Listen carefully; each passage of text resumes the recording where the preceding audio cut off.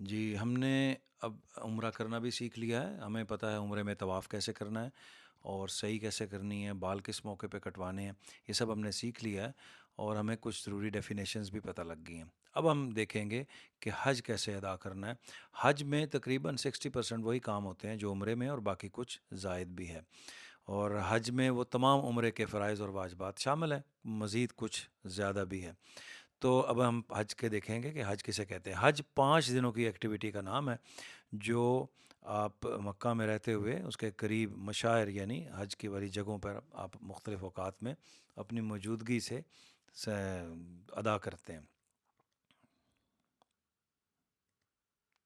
سب سے پہلے ہم دیکھیں گے کہ حج کی کتنی اقسام ہیں۔ جیسے عمرے کی کوئی قسم نہیں ہے، لیکن حج کی اقسام ہے، بہت مائنر سا تھوڑا تھوڑا فرق ہے، تو ہم صرف اس کو ایک ڈیفینیشن کی حد تک دیکھیں گے، پھر ہم جو موسٹلی حج پرفارم کرتے ہیں اس حج پہ ہم ڈسکس کریں گے۔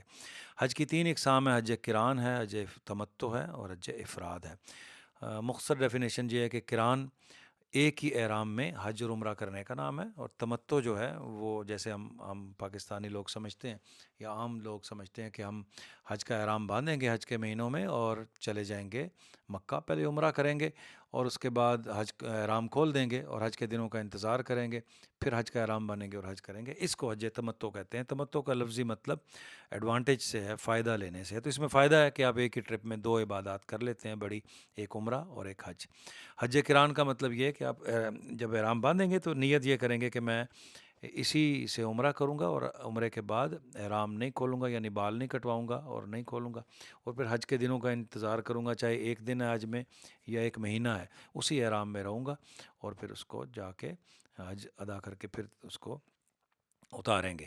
اور حج افراد عام طور پہ سمجھا جاتا ہے کہ یہ مکہ کے رہنے والوں کے لیے جو وہاں عارضی یا مستقل طور پہ رہ رہے ہیں ان کے لیے حج افراد ہے۔ تو گویا یہ 2 حج سے ریلیٹڈ ہیں، کران اور تمتع۔ اس کو مزید دیکھ لیں کہ حج کے مہینوں میں پہلے عمرہ ادا کرنا، پھر احرام سے باہر آ کر حج کے دنوں کا انتظار کرنا ہے اور حج کرنا، ایسا حجی متمتع کہلاتا ہے، یعنی تمتع کرنے والا۔ اور کران حج کے مہینوں میں حج اور عمرہ ایک ہی احرام سے کرنا، ایسا حجی کارن کہلاتا ہے۔ اللہ کے نبی علیہ الصلوۃ والسلام نے حج کران کیا تھا اور ان کے ہزاروں صحابہ نے حج تمتع کیا تھا، تو جو آپ کو بہتر لگے وہ کر سکتے ہیں۔ افراد حج کے دنوں میں صرف حج کرنا، اور ایسے حجی کو مفرد کہتے ہیں۔ وہ عمرہ نہیں کرے گا، وہ صرف حج ہی کرے گا، وہیں رہتا ہے، تو اس نے ایسے ہم سمجھتے ہیں سمجھانے کے لیے آسان، تو ہمارے لیے صرف تمتع اور کران ہے۔ ہم اس میں ڈسکس کریں گے تمتع کے بارے میں۔ کسی حاجی نے اگر حج کران کرنا ہو، چھوٹا موٹا فرق ہے، تو وہ ہم سے میسج پہ اس کے مسائل چھوٹے موٹے جو نہیں سمجھ آئے وہ پوچھ سکتا ہے۔ اب ہم دیکھتے ہیں حج کے فرائض کیا ہیں۔ حج کے فرائض کسی قسم کا بھی حج کر رہے ہوں، فرائض وہی ہیں سارے کے سارے، تو اس لیے یہ کامن ہے سب۔ تو حج کے فرض 4 ہیں اور اس میں 2 وہی ہیں جو عمرے کے، اور 2 مزید ہیں۔ پہلا یہ جیسے ہم نے عمرے کے لیے کیا تھا احرام باندھنا، دوسرا فرض ہے وقوف عرفات، یعنی عرفات میں ٹھہرنا، خاص وقت خاص جگہ پہ ٹھہرنا، اور طواف زیارت کرنا یعنی حج کا طواف کرنا۔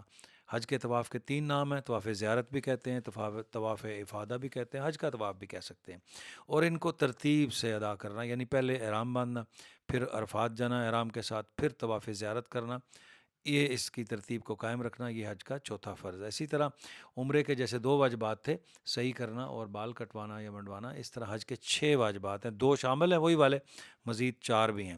پہلا واجب ہے وقوف مزدلفہ کرنا، یعنی مزدلفہ کی وادی میں ٹھہرنا۔ کب ٹھہرنا پھر ہم وہ ڈسکس کریں گے۔ اور اس کے بعد دوسرا ہے شیطانوں کو کنکریاں مارنا۔ 3 دن جو شیطانوں کو کنکریاں ماریں گے، رمی جمار جسے کہا جاتا ہے، اس کو ہم ایک ہی واجب اس کو کنسیڈر کیا جاتا ہے۔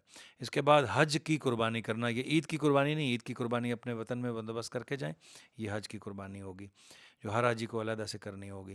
حج کے لیے یعنی یہ سارے اعمال کرنے کے بعد، یعنی وقوف مزدلفہ، رمی جمار اور قربانی کرنے کے بعد پھر بالوں کو کاٹ لینا یا منڈوا لینا۔ عام طور پہ تو ایسے ہی ہوتا ہے کہ حاجی اس سے پہلے کچھ عمرے یا کر چکا ہوتا ہے، تو اس میں اس کے بال اتنے ہوتے ہی نہیں ہیں کہ وہ کرے، تو وہ ٹینڈی کرواتا ہے۔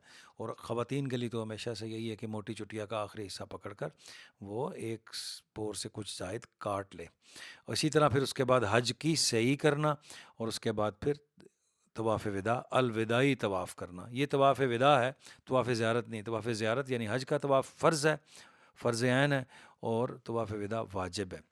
اور یہ حج کی صحیح بتائیے، یہ حج کے طواف کے بعد ہوگی۔ یعنی یہ بھی سمجھ لیں، جیسے میں نے پہلے بھی عرض کیا تھا عمرے کی ٹریننگ میں، کہ صحیح صرف 2 طرح کے طواف میں ہوتی ہے، ایک طواف کے بعد ہو سکتی ہے عمرے کا طواف یا حج کا طواف، باقی صحیح کوئی نفلی عمل نہیں ہے، کسی نفلی طواف کے بعد کوئی صحیح نہیں ہوتی۔ اب ہم دیکھیں گے کہ حج کے لیے باقاعدہ کیسے کرنا ہے۔ یہ جو 6 اعمال بتائے ہیں واجب اور 4 اعمال بتائے ہیں فرض، ان کے بغیر حج منعقد نہیں ہوگا، حج اسٹیبلش نہیں ہوگا۔ یہ غلطی سے چھوڑ دیے، جان بوجھ کے چھوڑ دے، حج ناقص ہو جائے گا۔ اس کو اچھی طرح سیکھنا ہے، پھر ادا بھی کرنا ہے۔ اب 8 تاریخ کی صبح کو ہم احرام باندھ کر ہم مینا چلے جائیں گے، اور کہاں سے احرام باندھیں گے؟ ہم حرم سے بھی باندھ سکتے ہیں، اپنے ہوٹل سے بھی باندھ سکتے ہیں۔ تو عام طور پہ حاجی اپنی رہائش گاہ سے احرام باندھتے ہیں، جو مکے میں ان کو عارضی طور پہ دستیاب ہوتی ہے، اور مینا چلے جاتے ہیں۔ مینا میں ایسے ان بورڈ لگے ہوئے ہیں جس میں یہ کافی بڑے سائز کا بورڈ ہوتا ہے، اسی کلر کا، جو ٹرک کی باڈی کے سائز کا بورڈ ہے۔ اس پہ لکھا ہوتا ہے کہ مینا ادھر سے شروع ہو رہا ہے، اس وادی کے اندر ٹھہریں گے۔ اس کے بعد 8 تاریخ کا دن ہی ڈسکس ہو رہا ہے، تو 8 تاریخ کے دن میں ہم نے اپنی رہائش گاہ سے احرام باندھ کر تلبیہ پڑھتے ہوئے مینا روانہ ہو جائیں گے۔ کب روانہ ہوں گے؟ ہم فجر پڑھنے کے بعد، کسی وقت بھی ہمیں معلم لے گیا یا خود جانا چاہیں تو جا سکتے ہیں۔ 8 تاریخ کی ظہر، عصر، مغرب، عشاء اور 9 تاریخ کی فجر مینا میں پڑھنا سنت ہے، فرض یا واجب نہیں ہے، لیکن سنت ہے۔ اگر آپ کا معلم آپ کو پہلے لے جائے تو تب بھی کوئی حرج نہیں ہے، لیکن بہرحال اگر ہو سکے تو اس کی پابندی کر لیں۔ سنت موقدہ تو یہی ہے کہ آپ 8 تاریخ کی ظہر، عصر، مغرب، عشاء اور 9 تاریخ کی فجر مینا سے پڑھیں، اور اس کے بعد آپ عرفات کے لیے روانہ ہو جائیں گے۔ 8 ذی الحجہ کی رات مینا میں قیام کرنا سنت ہے۔ مینا میں یہ مسجد خیف ہے، اس کے اندر 12,000 نمازیوں کی تقریباً گنجائش ہے، اور عام طور پہ خیموں سے یہ دور واقع ہوتی ہے، اور دور کا مطلب ون ویز ایسی بنی ہوئی ہوتی ہیں، نظر تو آ رہی ہوتی ہے سم ٹائمز، لیکن یہ کہ جو آگے والے مکتب ہیں جو سی اور ڈی کیٹیگری کی، ان کو تو نظر بھی نہیں آتی، کافی دور ہوتی ہے ان سے، 1 2 3 کلومیٹر، جو تقریباً پیدل ہی چلنا ہوتا ہے۔ تو اس میں نماز پڑھنا ضروری نہیں ہے، اپنے اپنے خیموں میں اپنے اپنے وقت پہ اپنی جماعت کر کے نماز پڑھ سکتے ہیں۔ ایسا ہی صحابہ نے بھی کیا، تو کوئی مسئلہ نہیں ہے۔ اور یہ مسجد بہرحال بہت قیمتی، اس کی زیارت کو ضرور جائیں، پہلے یا بعد میں چلے جائیں۔ اور روایت کے مطابق 70 انبیاء نے اس مسجد میں نماز پڑھی ہے، مسجد خائف اس کا نام ہے۔ اس کے بعد 9 تاریخ کی صبح کو فجر مینا میں پڑھیں گے، اور عرفات روانہ ہو جائیں گے۔ عرفات جائیں گے تو عرفات اگر معلم کی کنوینس میں جائیں گے تو معلم اپنے خیموں میں لے جائے گا، جو زیادہ بہتر ہوگا، آپ کے لیے آسانی ہو جائے گی۔ اگر پیدل جائیں گے تو پھر خیمہ ڈھونڈنا ذرا مشکل ہوگا، بلکہ کافی مشکل ہوگا۔ یہ مسجد نمرہ کا منظر ہے۔ مسجد نمرہ میں کچھ 3.5 لاکھ نمازیوں کی گنجائش ہے، اور باہر تقریباً 2 لاکھ نمازیوں کی باہر بھی گنجائش ہے۔ تو تقریباً یہ 5.5 6 لاکھ نمازی ہو جاتے ہیں، لیکن حج میں تو بہت زیادہ لوگ ہوتے ہیں، تقریباً 2 سے 3 ملین، کبھی کسی زمانے میں 4 ساڑھے 4 47 لاکھ کا بھی مجمع ہم نے دیکھا ہے۔ تو اس میں کافی زیادہ نمازی بھی ہو سکتے، یعنی افراد ہو سکتے ہیں حج میں شامل۔ سب کو تو ضرور یعنی ادھر جگہ ملنا ناممکن بات ہے، تو ضروری بھی نہیں ہے کہ آپ جائیں یہاں نمازیں پڑھیں، یہ مل جائے ٹھیک، نہیں تو اپنے خیموں میں اپنے اپنے وقت پہ نمازیں پڑھ لیں، بس کافی ہوگا۔ مسجد خیف میں مسجد نمرہ میں حج کا خطبہ ہوگا، جو سننا ضروری، واجب، فرض نہیں ہے۔ جو وہاں موجود ہے وہ سن لے، جو نہیں ہے تو اپنے خیمے میں ریڈیو پہ بھی سن سکتے ہیں، نہ بھی سنیں تو کوئی حرج نہیں ہے۔ بہرحال حج میں جیسے ہم نے حج کے 4 فرض پڑھے، 6 واجب پڑھے، اس میں خطبے کا سننا یا مسجد نمرہ کی حاضری فرض یا واجب نہیں ہے تو بس نہیں ہے۔ اس لیے اپنے آپ کو غیر ضروری مشقت میں مت ڈالیں، اپنے خیمے میں نمازیں پڑھ لیں اور کافی ہوگا۔ اصل چیز حج ہے عرفات میں ٹھہرنے کا نام، تو وہ ہم نے ادا کرنا ہے۔ 9 تاریخ حج کا دوسرا دن، اس میں ہم 9 تاریخ کی صبح فجر کے بعد تلبیہ پڑھتے ہوئے مینا سے عرفات روانہ ہو جائیں گے۔ عرفات میں ظہر، عصر کی نمازیں اگر اپنے مکتب میں ہوں تو اپنے اپنے وقت پہ ادا کریں گے، اگر مسجد نمرہ میں ہیں تو پھر وہ کٹھی پڑھاتے ہیں، وہاں ایسے ادا کریں گے۔ اور اس کے بعد پھر آپ جو ہے اس میں اور کوئی ارکان نہیں ہے۔ اس کے بعد یہ کہ غروب تک آپ نے عرفات میں ہی ٹھہرنا۔ عرفات کے وقوف کا وقت کیا ہوا؟ ظہر تک پہنچنا ہوتا ہے اور غروب تک ٹھہرنا ہوتا ہے، غروب سے پہلے نکل نہیں سکتے۔ ظہر سے لیٹ بھی ہو گئے تو کوئی حرج نہیں، حتیٰ کہ کوئی اتنا لیٹ ہو گیا کہ وہ فجر کی اذان سے پہلے پہلے 1 سیکنڈ کے لیے بھی وہاں چلے گیا، گزر گیا، تب بھی اس کا وقوف ہو جائے گا، حج مکمل ہو جائے گا، اس میں فکر کی بات نہیں۔ لیکن عمومی طور پہ ایسا ہی ہوتا ہے کہ آپ ظہر تک وہاں پہنچ جاتے ہیں، اور ظہر کے بعد پھر مغرب تک وہیں ٹھہرتے ہیں، اور مغرب کی اذان وہاں نہیں ہوتی، نماز نہیں ہوتی۔ حاجی کے لیے اس دن مغرب کی نماز کا وقت مغرب کے وقت میں نہیں ہے، وہ عشاء کے وقت میں ہے۔ 9 تاریخ کی ذی الحجہ کا دن چل رہا ہے، یہ حج کا رکن اعظم ہے، وقوف عرفات۔ اللہ کے نبی علیہ الصلوۃ والسلام نے فرمایا کہ عرفات کے دن سے زیادہ کسی اور دن اللہ تعالیٰ اپنے بندوں کو جہنم سے آزادی نہیں دیتا۔ یہ بہت بڑا دن ہے، اپنی بخشش کروا کے آنی انشاءاللہ۔ اور اس میں اس طرح کے خیمے ہوں گے، اور کپڑے کے بنے ہوئے عام طور پہ ہوتے ہیں، اور اس میں کولرز یا کبھی کبھی اے سی بھی مل جاتا ہے، ایک گروپ کی اپنی فارمیشن پہ ڈپینڈ کرتا ہے۔ اور ٹوائلٹس کا تھوڑا سا ریلیٹیولی زیادہ مسئلہ ہوتا ہے، لیکن بہرحال چونکہ تھوڑی دیر کے لیے ٹھہرنا ہے اور ایک ہی وقت میں دونوں نمازیں پڑھنی ہیں، یا اپنے اپنے وقت پہ بھی فقہ حنفی پہ اگر قائم رہنا چاہیں تو اس پہ پڑھ سکتے ہیں، دونوں طرح جائز ہوگا، کسی پہ تنقید بھی مت کریں۔ اور یہ حج کا دوسرا دن یعنی 9 ذی الحجہ کا دن ڈسکس ہو رہا ہے، یہ پیدل جانے والوں کا آپ کو ہجوم نظر آ رہا ہوگا، مزدلفہ کی طرف جا رہے ہیں۔ عرفات کا دن مکمل ہونے کے بعد مغرب کا وقت داخل ہو گیا، مغرب نہیں پڑی اور نکل پڑے مزدلفہ کی طرف۔ عرفات کے دن یاد رکھنے کی باتیں کیا ہیں؟ غروب سے پہلے عرفات سے نہیں نکلنا چاہیے، جبل رحمت پر نہیں چڑھنا کوئی اصل نہیں ہے، کوئی اس دین کا حصہ نہیں، لوگ چڑھ جاتے ہیں اپنی فن کے لیے، اپنے ٹورزم کے لیے، تو ایسا مت کریں، حج کو خراب نہیں کریں، جبل رحمت پہ مت چڑھیں، کیونکہ اللہ کے نبی صلی اللہ علیہ وسلم نے ایسا ہی کیا ہے۔ عرفات کے دن عرفات کی حدود سے باہر بالکل نہیں جناب، دیکھیں گے اگر آپ پیدل حج کریں گے تو دیکھنے کو مل سکتا ہے کہ عرفات کے بورڈ سے باہر سارا دن لوگ بیٹھے رہتے ہیں اور وہیں سے اٹھ کے چلے جاتے ہیں۔ بالکل جو عرفات میں ظہر سے لے کر مغرب تک یا فجر کی اذان سے پہلے پہلے داخل نہ ہوا، ایک سیکنڈ کے لیے بھی نہیں گیا، اس کا حج بالکل نہیں ہوگا۔ کسی شک میں نہ رہیں، عرفات کے میدان میں ضرور ٹھہریں، باہر نہیں۔ یوم عرفات کا روزہ حاجی کے لیے نہیں ہے، جو حج نہیں کر رہا ہے اس کے لیے روزہ رکھنے کا بہت ثواب ہے، جو حج کر رہا ہے اس کے لیے روزہ نہ رکھنے کا ثواب ہے۔ حج کا دوسرا دن ہی چل رہا ہے، عرفات کے دن یاد رکھنے کی باتیں یہ کہ یوم عرفات سال کا سب عظیم دن ہے۔ اسی دن کے لیے ہم پاکستان سے یا اپنے وطن سے آئے ہیں حج کرنے کے لیے۔ اس دن کو بہت قیمتی بنانا ہے۔ کیسے قیمتی بنانا ہے؟ اس دن خصوصاً عصر کے بعد اور مغرب تک لمبی لمبی دعائیں مانگنا ہے، بالکل رد نہیں ہوں گے انشاءاللہ۔ حج کا دوسرا دن وہی ہم ڈسکس کر رہے ہیں، 9 ذی الحجہ کا دن، عرفات کا دن۔ اس دن اگر ہو سکے تو اب یہ 4-5 قسم کی تسبیحات ہیں جو احادیث میں مختلف موقع پہ آئی ہیں، اس کو ضرور کر لیں، وہاں فارغ بھی ہوں گے، وقت پاس کرنا بھی آسان ہو جائے گا، اللہ کی طرف متوجہ بھی رہیں گے۔ یہ چوتھا کلمہ مختصر والا ترمذی شریف کی اور مسند احمد کی روایت ہے، لا الہ الا اللہ وحدہ لا شریک لہ لہ الملک و لہ الحمد وہو علی کل شیء قدیر۔ 100 دفعہ یہ پڑھ لیں، 100 دفعہ سورہ اخلاص پڑھ لیں، اور 100 دفعہ یہ مخصوص والا درود شریف مختصر والا پڑھ لیں، اللہم صلی علی محمد وعلی آل محمد کما صلیت علی ابراہیم وعلی آل ابراہیم انک حمید مجید وعلینا معہم۔ یہ 100 دفعہ پڑھ لیں۔ یہ 3 تسبیحات تو بڑی ہو گئیں، بعض روایات میں 2 تسبیحات مزید ہیں کہ تیسرا کلمہ بھی پڑھ لیں، اور استغفار بھی کسی قسم کا جو حدیث میں آیا وہ استغفار پڑھ لیں، استغفر اللہ الذی لا الہ الا هو الحی القیوم واتوب الیہ، یا استغفر اللہ اللہم اغفر لی، یا کوئی بھی درود شریف آپ کو جو حدیث میں ہے وہ پڑھ لیں۔ یہ 5 تسبیحات کر لیں، اگر لمبی والی بھی کریں اور دیکھ لیں تو پھر بھی زیادہ سے زیادہ 1 گھنٹہ لگتا ہے، اس میں مشکل نہیں ہے، یہ ضرور کریں، وقت کو قیمتی بنائیں، اور وہاں ویسے بھی وہ جو ہے وہ نیکیوں کا مقدار اور نیکیوں کی جو ہے وہ اس کا ثواب بہت زیادہ ہے، تو اس سے محروم نہ رہیں، اللہ کی طرف متوجہ رہیں، خوب دعائیں مانگیں۔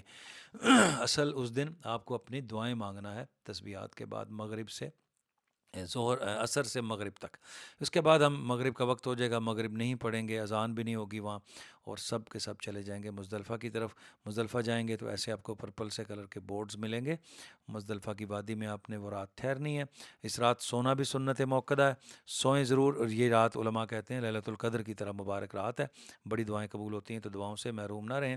مزدلفہ پہنچ جائیں گے تو عرفات سے واپسی کے بعد تو آپ کو پھر مغرب کا وقت داخل ہو گیا، مگر اپنے چونکہ عرفات میں نہیں پڑھی تھی، مزدلفہ پہنچ کر مغرب عشاء اکٹھی پڑھیں گے، 1 اذان 2 اقامت کے ساتھ، مغرب کے فرض، پھر عشاء کے فرض، پھر وطر، یہ پڑھ لیں گے۔ جماعت کر لیں، سب سے بہتر ہے۔ یہاں بھی مسجد مشعر الحرام ہے، اس میں بھی تقریباً 12,000 نمازیوں کی گنجائش ہے، لیکن اس میں نہیں جانا ہو تو خیر ہے، کیونکہ اس میں تو 20-30 لاکھ حاجی ہوں گے، تو 12,000 کی جگہ پہ آپ کے لیے جانا مشکل ہوگا، کچھ ضروری نہیں ہے جانا، آپ جہاں بھی ہوں اپنی جماعت کر کے نماز پڑھ لیں۔ یہ حج کا پہلا واجب ہے مزدلفہ کا وقوف، اس کا وقت اچھی طرح سمجھ لینا ہے۔ مزدلفہ پہنچ کر مغرب اور عشاء اکٹھی پڑھ لیں، اس کے بعد 3 وطر بھی پڑھ لیں، رمی کے لیے کنکریاں بھی جمع کر لیں، اور اس رات سونا بھی سنت موقدہ ہے۔ وقوف مزدلفہ کے بعد مینا روانہ ہونے سے پہلے بڑے شیطان یعنی جمرہ عقبہ کی رمی کے لیے کم از کم 7 کنکریاں چن لیں، لیکن بہتر ہوگا کہ اب ساری کنکریاں یعنی 49 کنکریاں جو 5 دن کے لیے وہ یہاں سے لے لیں۔ اگر چھٹے دن بھی ٹھہرنا ہو تو مزید 21 لے لیں، یعنی ٹوٹل 70 ہو جائیں گی، وہ لے لیں۔ اس رات سوئیں، اٹھ کے اس کے بعد اٹھیں تو فجر کے وقت میں ہی پڑھنا ہے، لیکن فجر کے شروع کے وقت میں پڑھ لیں، زیادہ ثواب کا باعث ہے۔ اور اس کے وقوف کا جیسے میں نے آپ کو عرض کیا کہ عرفات کا وقوف کا وقت ظہر سے لے کر مغرب تک ہے، کم از کم اس دوران ٹھہرنا، اور اگر کوئی لیٹ ہو جائے کچھ ہو جائے تو فجر کی اذان سے پہلے پہلے بھی اگر 1 سیکنڈ کے لیے گزر گیا یا رک گیا تب بھی اس کا وقوف ہو جائے گا۔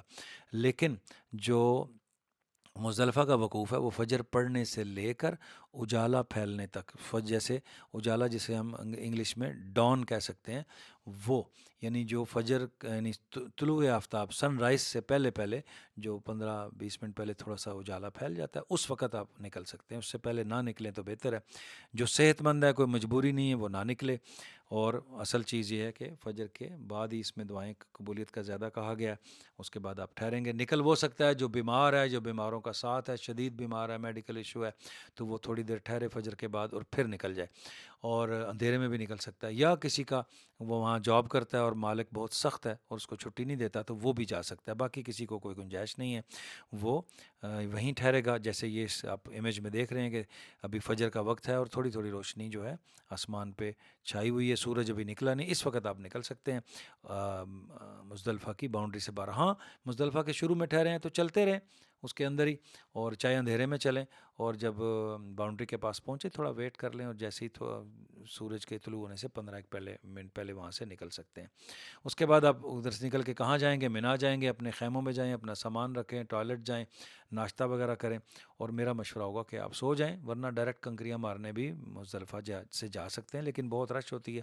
میرا مشورہ ہوگا کہ آپ 8:30-9 بجے جائیں اور پھر کنکریاں ماریں، آسان ہو جائے گا۔ 10 تاریخ کا دن آ چکا ہے، حج کا مصروف ترین دن ہے۔ اس دن صبح بڑے شیطان کو کنکریاں مارنی، جسے جمرہ عقبہ کہتے ہیں، یہ وہاں لکھا ہوگا، بگ جمرہ بھی لکھا ہوتا ہے، تو جیسے بھی ہے اس کو مارنی۔ پھر آپ نے قربانی کرنی، پھر حلق کرنا یا قصر کرنا ہے، یعنی ٹینڈ کرانی یا بال کاٹنے، اور پھر احرام اتار دیں گے۔ طواف زیارت کے لیے پھر مسجد الحرام چلے جائیں گے، اور پھر طواف کے بعد سعی کریں گے۔ طواف زیارت کا وقت 10 تاریخ کی صبح سورج نکلنے سے لے کر 12 تاریخ کی سورج کے غروب ہونے سے پہلے پہلے ہے، تو یہ طواف زیارت کا وقت ہے۔ اس دوران کبھی بھی موقع ملے آپ کر لیں، جتنی جلدی ہو زیادہ بہتر ہوگا، آسانی ہو جائے گی۔ یاد رکھیں، حاجی عید کی نماز نہیں پڑھے گا، اور عید کی نماز حاجی کے لیے واجب نہیں ہے۔ جب ہم 10 تاریخ کو صبح مینا میں موجود ہیں، پہنچ چکے ہیں، تو آپ بڑے شیطان کو کنکریاں ماریں گے۔ اور جیسے ہم نے کہا کہ اب آپ جب مکہ سے نکلیں گے تو آپ نے سب سے افضل ذکر جو ہے تلبیہ پڑھنا ہے۔ تلبیہ پڑھتے پڑھتے سارے اعمال کریں گے، عرفات جائیں گے، مزدلفہ جائیں گے، اس کے بعد پھر دوبارہ مینا پہنچ جائیں گے، تلبیہ پڑھتے رہیں گے بار بار۔ اور تلبیہ کا وقت کیا ہے؟ جیسے ہی رمی جمار یعنی پہلی دفعہ شیطان کو کنکریاں مارنے کا وقت آئے گا تو رمی وقت ختم ہو جائے، تلبیہ ختم ہو جائے گا۔ تلبیہ کی اہمیت، پھر تلبیہ نہ پڑھنا سنت ہوگا۔ تو پھر کیا پڑھنا ہے؟ پھر وہ تکبیرات جو یہاں ہم عید کے موقع پہ پڑھتے ہیں، اللہ اکبر، اللہ اکبر، لا الہ الا اللہ، واللہ اکبر، اللہ اکبر، وللہ الحمد، یہ بار بار پڑھیں گے حج کے باقی دنوں میں۔ یہ پل کے نیچے کا منظر ہے، یہ جمرات میں ایک جمرے کی تصویر ہے، بڑے جمرے کی۔ اور حج کے لیے جو رمی کے لیے کنکریاں ہیں، چنے کے دانے سے چھوٹی نہ ہو، کھجور کی گٹلی سے بڑی نہ ہو۔ بڑے پتھر سے بھی رمی ہو جائے گی لیکن مکروہ ہو جائے گی۔ ساری کنکریاں ایک ساتھ مار دیں گے تو ایک ہی شمار ہوگی۔ 7 کنکریوں سے کم کی کوئی رمی نہیں ہوتی، 7 کنکریوں سے ایک رمی ہوتی ہے۔ تو حج کا تیسرا دن رمی سے قبل تلبیہ کہنا بند کر دینا، 7 کنکریوں کی ایک رمی ہوگی۔ ہر کنکری مارتے وقت آپ کو بسم اللہ اللہ اکبر کہنا ہے، بسم اللہ اللہ اکبر وللہ الحمد بھی کہہ سکتے ہیں۔ ایک دعا اور آتی ہے حدیث میں جو ہم نے علماء سے سنی، وہ بھی کہہ دیں تو بہت ہی اچھی ہے، اس کا ترجمہ بھی بڑا خوبصورت ہے۔ بسم اللہ اللہ اکبر وللہ الحمد، رغم للشیطان ورضی للرحمن، یعنی شیطان کو ذلیل کرنے کے لیے اور رحمان کو راضی کرنے کے لیے کنکریاں مار رہا ہوں۔ ہر رمی پہ، ہر کنکری پہ، علماء کہتے ہیں ہر کنکری پہ ایک بڑا گناہ زندگی کا اللہ پاک معاف فرماتے ہیں۔ پھر اس کے بعد قربانی کریں گے. بڑے شیطان کو صرف کنکریاں ماری 10 تاریخ کو، اور کسی شیطان کو نہیں ماری، کوئی دعا نہیں مانگی. اس کے بعد ہم پھر قربانی کرنے کے لیے چلے گئے. قربانی کر لی. قربانی کے بعد ہم اپنا یہ مینا حدود حرم کے اندر ہی کی جا سکتی ہے. مینا میں وہ حدود حرم ہی ہے، اس کے اندر آگے پیچھے بہت ساری قربان گاہیں ہیں، سرکاری سلاٹر ہاؤسز ہیں، وہاں جا کے کر لیں. اور اس کے بعد آپ جو ہے آپ پہ قربانی واجب ہے. عید کی قربانی آپ اپنے گھر میں کہہ کے جائیں گے کسی کو کہ وہ یہاں کر دے، اور یہ الگ سے واجب ہے. پھر اس کے بعد اپنے بال کٹوا لیں گے، یعنی پہلے کنکری ماری، پھر قربانی کی، اور پھر بال کٹوا لیے یا منڈوا لیے. عورتیں اپنے موٹی چٹیا کا حصہ پکڑ کر ایک پور کے برابر یا اس سے کچھ زائد اب خود کاٹ سکتی ہیں. فقہ حنفی کے مطابق 10 ذی الحجہ کو آپ نے اس کی ترتیب بھی رکھنی ہے. پہلے بڑے شیطان کی رمی ہوگی، پھر کنکری ماریں گے، پھر حلق یا کسر کریں گے. اور ان تینوں کاموں کی ترتیب بدل گئی اگر غلطی سے کسی وجہ سے، تو آپ کو دم واجب ہوگا. باقی امہ کہتے ہیں کہ سنت موقدہ ہے. بہرحال ثواب سے تو کم نہیں. اللہ کے نبی علیہ الصلوۃ والسلام نے ایسے ہی کیا. امام اعظم امام ابو حنیفہ رحمہ اللہ کہتے ہیں کہ یہ دم واجب ہوگا. واجب ہے کہ ایسے ہی کرنا ہے، کیونکہ اللہ کے نبی علیہ الصلوۃ والسلام نے ایسے ہی کیا. اس کے بعد آپ اپنے بال کٹوا لیے اور اپنے احرام اتار دیا، اور آپ نے نارمل کپڑے پہن لیے، اور غسل کریں، صاف ستھرے کپڑے پہن لیں، خوشبو لگائیں، ناخن کاٹیں، اپنے خط وط بنا لیں. اور سوائے بیوی والی پابندی کے ساری پابندیاں آپ ختم ہوگی. بیوی والی پابندی جو ہے وہ طواف زیارت کے بعد ختم ہوگی. اس کے بعد حج کے طواف کے لیے چلے گئے، جس کو طواف زیارت، طواف افادہ یا حج کا طواف بھی کہہ سکتے ہیں. مکہ مینا سے مکہ مکرمہ جا کر طواف افادہ کرنا، زمزم پینا، کچھ حصہ سر پہ ڈالنا، یہ سارے اس کی عوامل ہیں، اس کے اعمال ہیں. اب حج جب طواف زیارت ہو گیا، اس کے بعد صحیح بھی کر لیں. ساری کی ساری پابندیاں بحرام والی آپ کے مکمل طور پر ختم ہو گئی. اور پھر آپ وہاں سے اپنے ہوٹل نہیں جائیں گے، آپ سیدھا مینا واپس آئیں گے. مینا میں ساری راتیں گزارنی ہیں. یہ ایک پرائیویٹ مکتب کا منظر نظر آ رہا ہے، تھوڑا بہتر ہے، ورنہ اس سے کم حالات بھی ہوتے ہیں، اس سے زیادہ بہتر والے بھی ہوتے ہیں مکاتب، خیمے. 10 اور 11 ذی الحجہ کی راتیں اور دن مینا میں گزارنا ایسا ہی سنت ہے، کیونکہ اللہ کے نبی علیہ الصلوۃ والسلام نے ایسا ہی کیا ہے. اب باقی دنوں کو ہم ایام تشریق بھی کہتے ہیں، کیونکہ تکبیر تشریق اس میں پڑھتے ہیں. اس کو تحلیل بھی کہتے ہیں. اس میں بار بار پڑھیں، جو تلبیہ کی جگہ پہ آپ کے لیے بہتر ہوگا پڑھنا.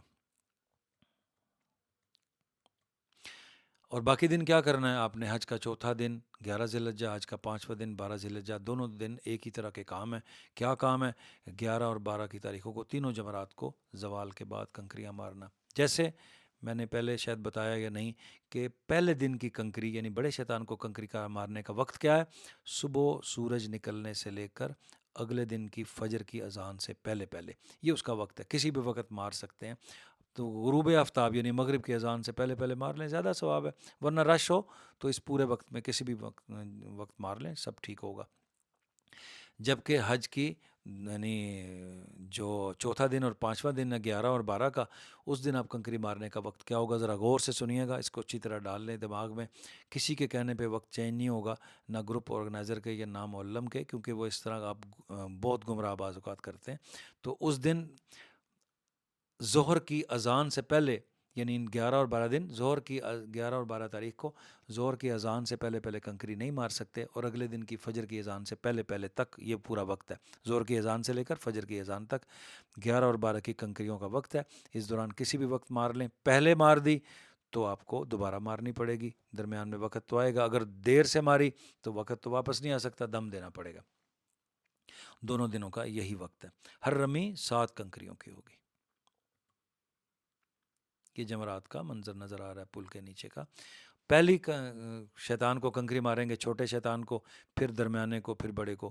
چھوٹے کو ماریں گے، قبلہ کی طرف منہ کر کے دعا مانگیں گے. پھر درمیانے کو ماریں گے، قبلہ کی طرف منہ کر کے دعا مانگیں گے.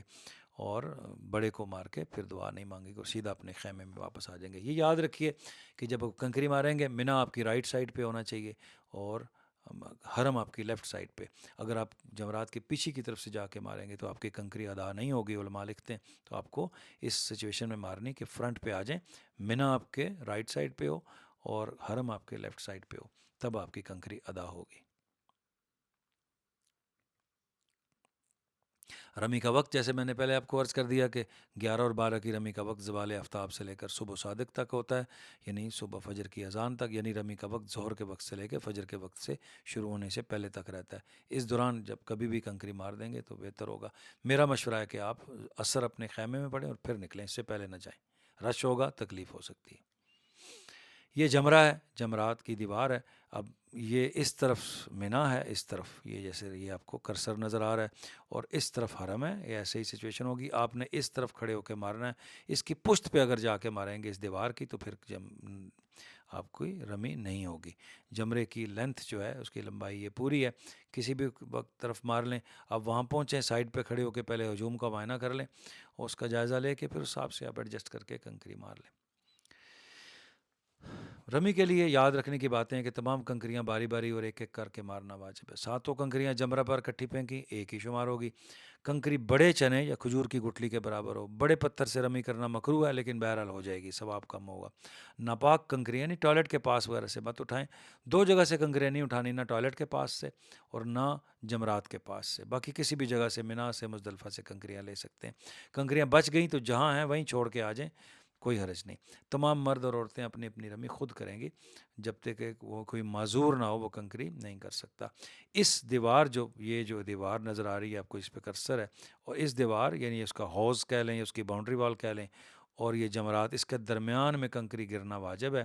یعنی ٹارگٹ تو دیوار کا کریں، اس کے درمیان میں بھی گر گئی تب بھی ٹھیک ہے، لیکن اگر اس جو باؤنڈری وال ہے، جو حوض والی دیوار ہے، اس سے باہر گری، اس پوری دیوار کے باہر گری تو کنکری دوبارہ مارنی ہوگی، یا قریب کھڑے ہو کے مار رہے ہیں، اس دیوار کو لگی، ٹکرا کے اس باؤنڈری سے باہر گر گئی، تب بھی وہ رپیٹ کریں گے۔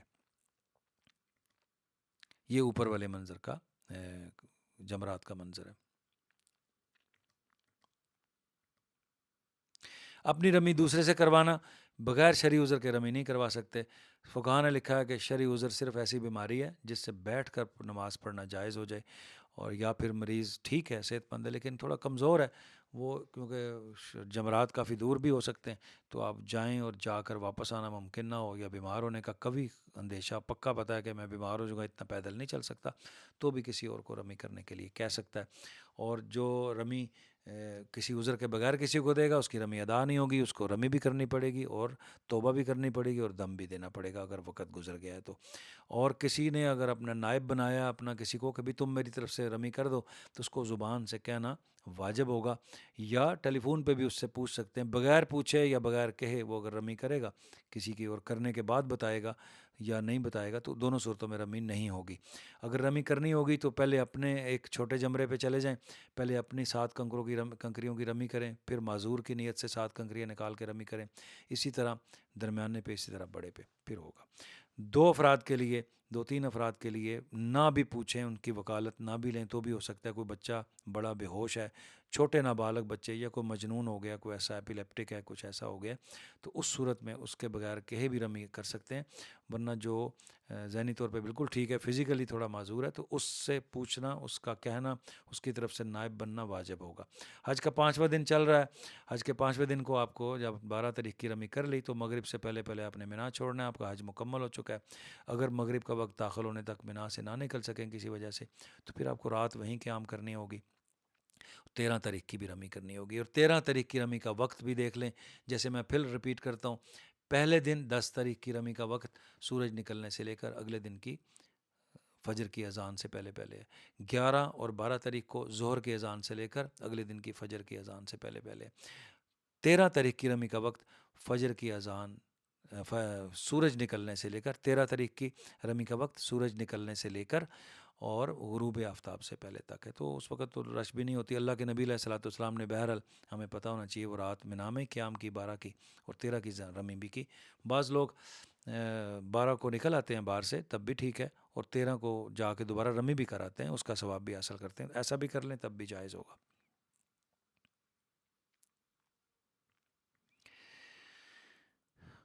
اس طرح کے بورڈز لگے ہوئے ہیں کہ اس پہ لکھا ہے مینا اینڈز ہیئر، کہ مینا یہاں سے ختم ہو رہا ہے، اور اب آپ آ کے طواف وداع اپنا کر سکتے ہیں۔ اس کے بعد کبھی بھی، کب طواف وداع کا وقت کیا ہے، طواف زیارت وغیرہ کے بعد جب تک آپ روانہ نہیں ہوتے کسی بھی وقت کر سکتے ہیں۔ افضل ہوگا کہ آخری عمل کے قریب قریب اس کو کریں یا آخری عمل کریں، ضروری نہیں ہے۔ بعض لوگ پریشان ہو جاتے ہیں کہ طواف وداع کر دیا، دوبارہ میں حرم داخل نہیں ہو سکتا، ایسا بالکل نہیں ہے، بلکہ میں تو ایڈوائز کروں گا کہ آپ پہلے کر لیں طواف زیارت کے بعد کوئی ایک آدھ طواف کر کے رکھیں طواف وداع کی نیت سے، اور دوبارہ موقع ملے پھر کر لیں، پچھلا طواف نفلی ہو جائے گا اور وہ ہو جائے گا، کیونکہ آپ کبھی بیمار بھی ہو سکتے ہیں، بعد میں کوئی مسئلہ ہو سکتا ہے، تو طواف وداع رہ نہ جائے، یہ واجب ہے۔ صرف ایک صورت میں اس عورت کو معاف ہے جس کو ایام آ جائیں اور وہ ناپاکی کی حالت میں ہو، تو اس وقت اس کو طواف وداع معاف ہوتا ہے۔ طواف الوداع میں صرف نیت کا فرق ہے، وہی ہے 7 چکر 8 استلام، اس کے بعد 2 نفل، بس طواف وداع کے بعد کوئی صحیح نہیں ہے۔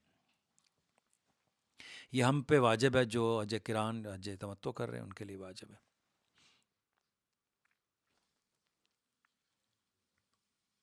اس کے بعد آپ کا حج مکمل ہو گیا، اللہ پاک حج قبول فرمائے، مجھے بھی اپنی دعاؤں میں یاد رکھیں۔ پھر بھی کسی قسم کا مسئلہ ہو تو آپ مجھ